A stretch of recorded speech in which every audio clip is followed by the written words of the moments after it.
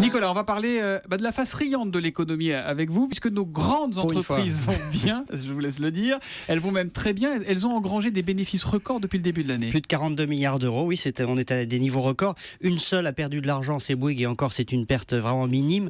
Et puis on note surtout une très forte hausse de bénéfices par des groupes comme Danone, comme Peugeot, comme Orange, etc. Et j'ajoute, si je puis dire, ce sont des vrais bénéfices. C'est-à-dire, souvent, il y a parfois des plus-values qui gonflent les résultats. Là non, c'est vraiment des marges qui se sont redressées.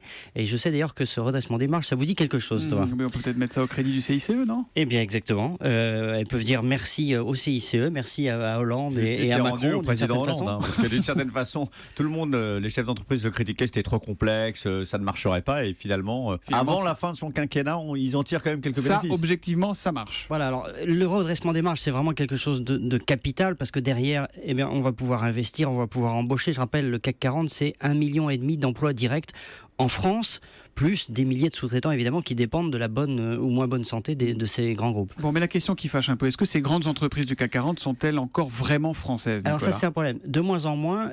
Il y a 15 ans, un tiers de leur capital était détenu par des étrangers. Aujourd'hui, c'est la moitié, mais dans beaucoup de cas, c'est même nettement plus que ça. Et ça, je vais vous dire, c'est une anomalie, parce que ça ne devrait pas être le cas. Il y a énormément d'épargne en France. Le problème, c'est qu'elle est surtaxée, et donc ça ne favorise pas les placements en actions.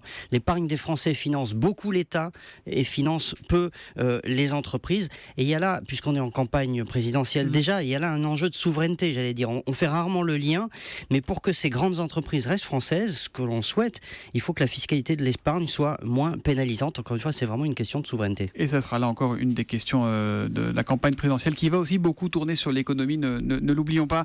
Nicolas Barré, directeur de la rédaction des Échos, Antonin André, chef du service politique d'Europe 1, ce sont les éditorialistes qu'on retrouve demain matin. À demain.